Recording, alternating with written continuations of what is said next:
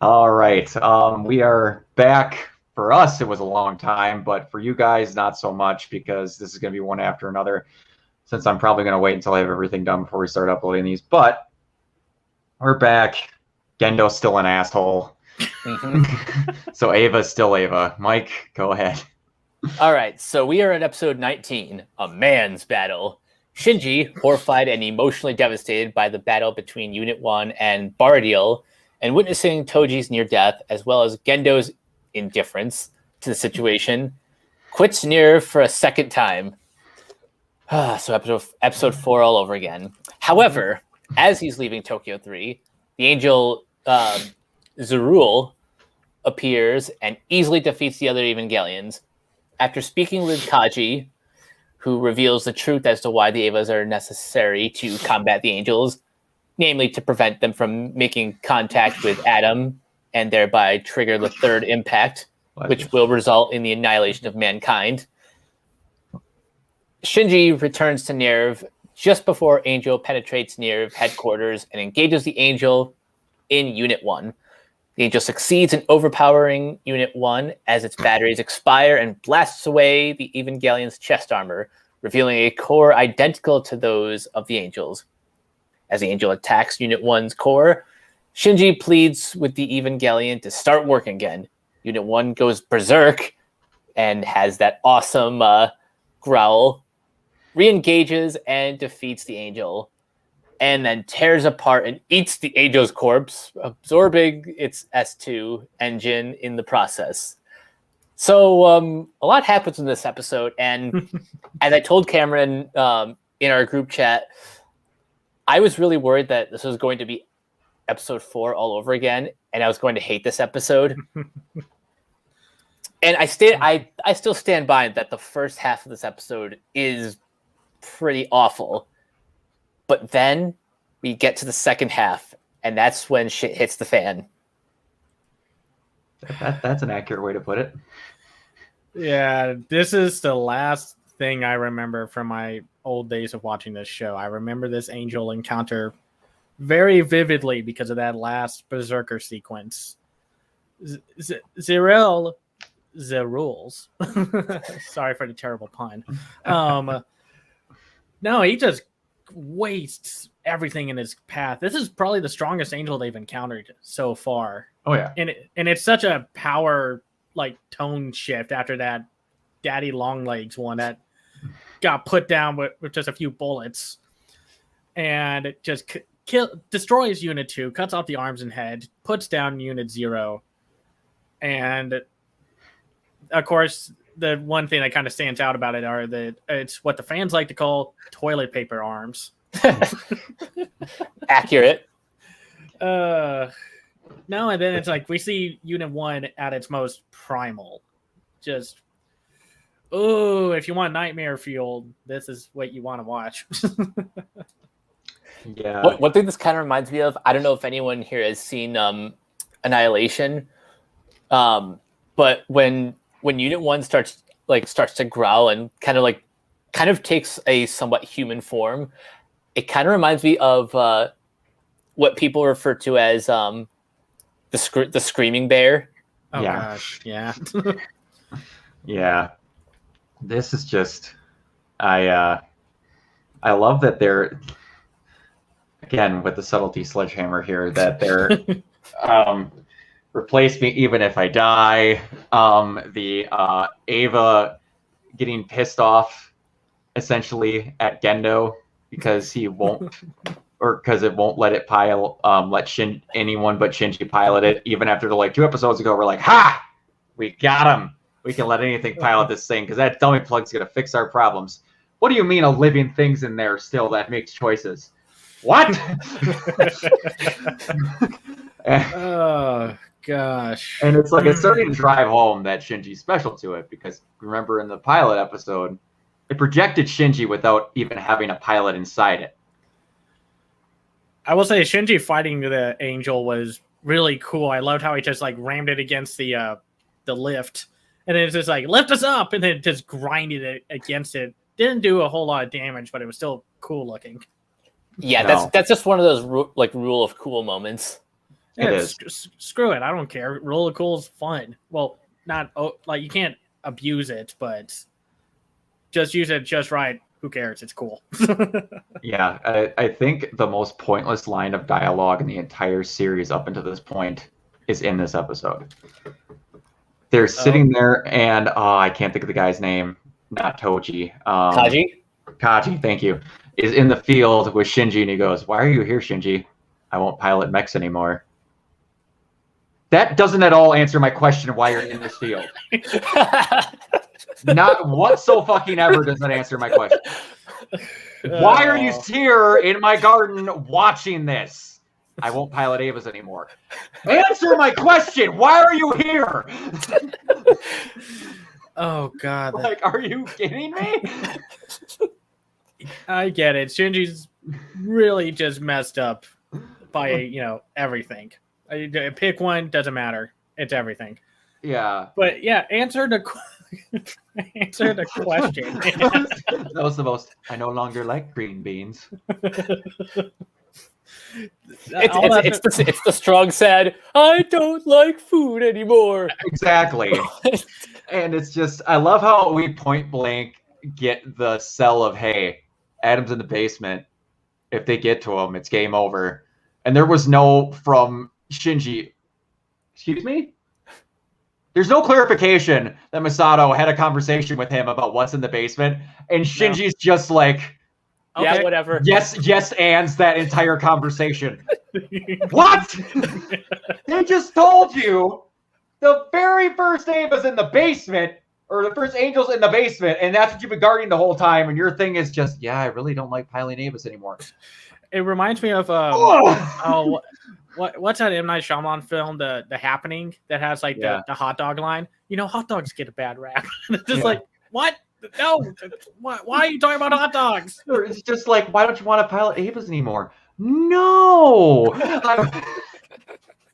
Also, before we get away from it, I have to add that I forgot that the fact that 50-pound soaking wet Shinji Ikari gets 3 pairs of handcuffs. Yeah, that made me laugh. What? Someone could bullshit me through the fact that that's one single thing that has 6 sets of cuffs on it, but that Shinji is not Izuku Midoriya from My Hero Academia. You don't need to put 3 pairs of cuffs on him. Like overkill much? Yeah. Overkill. What were you expecting? They're not fastened on his wrists either. They're not fastened on his wrist either. They're just kind of loosely hanging on his wrists. I was like, if that fool does the stupid, I'm gonna pop my knuckles out. I get a whoop. Yeah. No, they might as well just put a Hannibal face mask on him. Just full decor. Pretty much. It's just like, and also we have to this point, if I'm forgetting, because again, it's been a while since I've watched the show and it's been a while since we watched the other episodes. Have they ever given an angel a gender? We were actually talking about this before we went live. I can't remember from years ago, and I don't think they did here. I don't think they did, or at least I don't remember them ever being like, "Oh, she, he, they, whatever is coming this way." It's just the angel is coming this way. And cool. So now we know that she is awake. Yeah. The first time. Yeah. Go ahead, Mike. Yeah. They when Unit 1 is going berserk, I think this is the first time, I think at least, that like either an Ava or an angel has referred to as a she. Mm-hmm. And it had to be she, not a he. I wonder what it is. I wonder what she is. The thing that, without a power core, after begging from Shinji, decided to protect it at all points, got pissed off at Gendo Ikari for shunning Shinji. I am not going to be the guy that says it, but when it comes up in episodes and we find out some shit that has been so lightly handled throughout the show. Actually, wait, hold on. I need to say this now before it becomes more obvious later, but so Adam is in the basement. And the show is called Evangelion. Yeah. You guys can figure it out the rest from there, right? Wait, you're not trying to tell me that Evangelion sounds like some sort of church branch or biblical term or Christian term that they use that sounds like evangelical? Sorry, got something stuck in my throat. I don't know where that came from. The tree of life in Gendo's office? No, that means nothing. No, why they I all need to be... was going to say Adam and Eve, but that works too. Yeah. Oh, don't worry. Don't. There's more to that than a whole lot of what you haven't heard of, because again, I'm going to tell you that they refer to as the thing in the basement as what they believe to be Adam. Yeah. Not, oh boy, are we 100% medically, scientifically sure that thing's Adam. They're like, but it's got the tiny little legs popping out. How could it not be? No. How could it not be him when we also said that we had Adam in a box and we found him? But we had Adam in the basement the whole time. No, it's... Got it. Believe nothing. Believe nothing. Nothing is real. Everything is permitted. Fuck. But good lord. I'm I getting forget how ham-fisted some of the shit in the show is. I'm getting so sick of Shinji's just like, I don't want to do this anymore. I mean, first of all, it is kind of on Nerve's like fault that they let Unit 3, that's the one that got infected with that parasite angel or whatever. Yes. Yeah. Yep. It's their fault. They flew that thing while it was hanging out outside like it was a freaking like pair of truck nuts. For no reason. Yeah. Literally for no reason. The other one they tapped with a cover over a cruise ship and let no one know what it was. This one we're just like, does anyone notice a metaphor? If I get hung like this with spikes in my hands? I don't know. It's almost like Nerve is the villain more so than the angels. I mean, well, like Mike might not be catching on. But yeah, it's, man. This is the point where like this is something that where it's like where you have the moment where like in most other things, like let's say Power Rangers, where they find out that the Megazord has a second function. That normally comes in episode 10. Yeah. This is in episode 20. We had like 6, 4, 5, 6, 7 episodes left. And now we're like, okay, now we're going to start throwing out the horse shit when we've had episodes where we've had people borderline fucking in a theater because we needed filler. And now we're throwing this in episode 20? Yeah. No, in episode 19. I apologize. Yes. This is 19. No, it's okay. But, oh, ay, es mío. No, this thing's becoming dense. The train's coming off the tracks. Subtlety is no longer a thing in this show's definition. Yeah. Well, hold on. Subtlety was never a thing. This is now. This is just less a thing. This has become the subtlety's jackhammer. Yeah, go ahead. Or it's like that 100-ton hammer that the girl, I forgot the female lead in City Hunter whacks the lead character with. Sorry if you don't know what City Hunter is. Yeah. No, but I've heard of that. Yeah, it's like a 100-ton hammer or something, and then of course since it's anime, she can pick it up like it was like a two-handed sword, and it's like wham. Oh, of course, absolutely, of course. And it's just like I love how they had to just like Shinji doesn't want to pilot mechs anymore. Cool, I get that. He had something horrific happen to his friends, and he doesn't want them to get hurt. Yeah. What gets him back into piloting of the mech? His other only 2 friends get hurt. And they have Ray. I'll never get sick of the masturbatory near references of N2 mines in this show. They're so useless, but Ray just grabs one like a football and spikes it into this thing through its AT field, and they're just like, God, it didn't work again? That's the thing. If we create a drinking game for every time they mention N2s, how quickly will you get alcohol poisoning? Very quickly. Do we remember that? I don't remember how many episodes ago, because we've literally taken like a month break between recording this, that they mentioned that they set off like 300 N2 mines and it didn't kill an angel. Oh God, I'm getting so remember that. No. Add a quarter to the jar. Take a shot every time their freaking weaponry that's not the Ava's. Turns out it failed. Who could have seen this coming? You mean all those missiles don't do anything? Those power line hung machine guns or sat turrets that you have. I had a buddy of mine who writes the fan fiction with me for Ruby. Watched through like the first 10 episodes because he's been wanting to watch this. It's got on Netflix, but he's really busy. He's like, did they hang sat turrets from power lines? I'm like, dude, you haven't seen a thing yet. Just wait. No.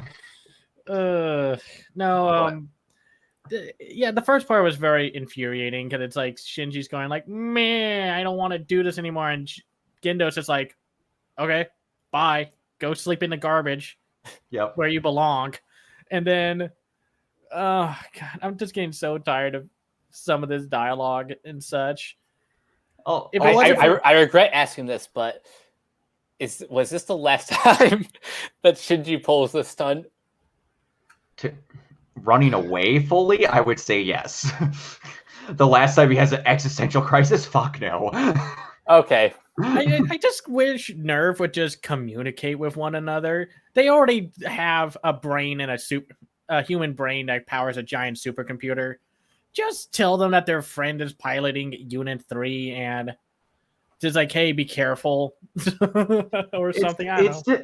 God, and I know we're gonna reset the clock on mentioning Gurren Lagann again, but like when it comes up to the point in Gurren where they're like, so Rasu put Lord Genome's brain in a glass container and just hooked it up to a computer. Everyone's kind of like, wow, Rasu's evil, but that doesn't shock me. And then you mentioned the fucking brain in the computer again, and I'm like, when I was watching the show within the own show's set of rules, I was like, huh? I mean, that's why I did a few, like, when we talked about that episode, I had to interrupt her and be like, brain in a computer! Oh, but I mean, I liked it. The faults of this episode kind of make up for the fact that they just use, like, one of those huge industrial-sized dump trucks to just say, like, okay, here's all the stuff you need to know. Bye. Yeah, they're very good at backloading all of their episodes with stuff because you're like, again, budget, whole boy budget.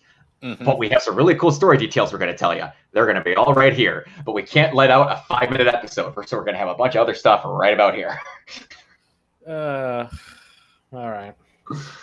But yeah, so Mike, how's that seatbelt warning treating you? It keeps flickering on and off.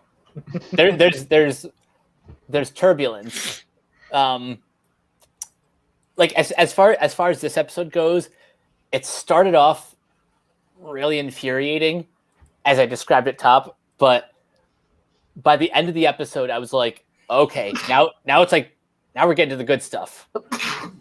Yes, bless you. Thank you. Yeah, okay. You're welcome. Yeah, it was. It's fine. Yeah, we are getting to the good stuff now, and it's just kind of like. Well, how do we define good? How do we define good? Good is compelling. Like compelling stuff. I actually want to keep watching. Oh, yeah, I do too. I do too. It's where I don't like. This is supposed to be a show where we're waxing poetic about stuff we really like, and I do really like the show. But man, it is such a product of its time where there's certain parts that I completely forget what happened in them. And like, how are we going to show that Gendo is evil? We're going to have him no-sell having a gallon of Ava blood splashed across his face, and he acts like he had a strong breeze just go across. He won't even blink. That was my favorite scene. Just like, oh man, there's gum on my shoe. No. So that's pretty much what it was. I was like, how is he a heartless bastard? That. I don't think Gendo has ever moved like past this. No, that would have been the thing where it gets into the point of where the only thing that would have been better is if he was in this pose when the blood hit him, and all he just went was, and then returned to the pose. My nose itches. He just wiped off only his glass part and kept the rest of his face covered in blood. Watch it. It's the next episode. He just shows up to work next day, still covered in blood. Still covered in blood. And and all he does is you see him sitting there with his glasses partially off at the meeting, and it just has the outline of his glasses on his face with no blood there. Gendo, and he's like, "Yes, I did get a new haircut." Yes, thank you. I did press my suit at the cleaners this time. Thank you for noticing. They're like, As "Okay, it still has he's the lost blood it." on it. They're like, "Okay, he's lost it." He's gone. Thanks, Gendo. It's nice knowing you. But yeah. Do you have questions? I don't have questions. I just need to see more. After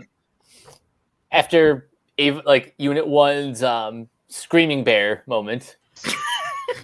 Also, we're going to add to the fact that we didn't mention this, but Mike, what are your thoughts on the fact that it just tore off tissue paper from that Ava and then grew a human arm?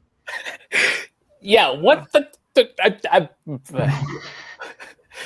I can't words. I can only just No words. And also now that you've had it point blank, the what I want to say, exposition fairy came across and just had them point blank say that is when I was like, Risako was like, oh yeah, by the way, all that is not armor whatsoever. It's just containment stuff that makes us have power over them so that they don't break free. But we made sure to make it look cool looking. Yeah, figures and exactly. models. It doesn't look like just slate black pieces of covering. It's like we wanted that one to have a really cool purple sheen so that the kids buy the toys. You know what? It makes sense because the first time that Unit 1 went berserk, which was that episode 2 or Episode 2? Okay. Episode 2. You got to see the aftermath of what happened in episode 2. Okay, yeah, I remember now. It makes sense that these aren't like actual mechs, but they're basically like dragons wearing armor. You're not wrong. Yeah, no. They're big old organic beings. Which we'll say that. Well, yeah. We'll see. All right. So yeah, we're gonna get out of here. And I'm gonna try some stuff. You guys might see, depending on how this turned out, that I had to do the old face covering that I did last time when I found out something went wrong. But road construction and other stuff are happening around my house, and I'm having all sorts of fun stuff. So if this recording looks a little wonky, the next set, that is why I might just put some pictures up. So yeah. All right. So Cameron, where can they find you? You can find me on Twitter at twitter.com/CamsEyeView. I have my own website called camseyeview.biz where I review animated films called The Other Side of Animation. I have a Patreon at patreon.com/CamsEyeView. I am also the co-host of the Renegade Animation Podcast and for Renegade Pop Culture. All right, that's Mike. You guys can find me on Twitter at Captain K42. Check out all my quick thoughts on letterboxd.com/CoachK42. Find me in all the various Facebook groups, just at my name. You can follow Renegade Pop Culture on Facebook and Twitter at Ren Pop Culture. You can listen to all of our podcasts on Anchor, Spotify, Apple Podcasts, wherever you listen. And everything can be found at renegadepopculture.com. Need an escape? So do we. Absolutely. And you can find me everywhere at Organoid Zero. Yeah, that's about it. Yeah, we're going to get hitting on watching the next episode and then record the next one. So you'll see y'all later. Bye.